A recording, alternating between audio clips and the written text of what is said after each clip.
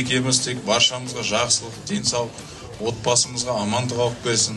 Наурыз мерекесімен шын жүректен құттықтаймын.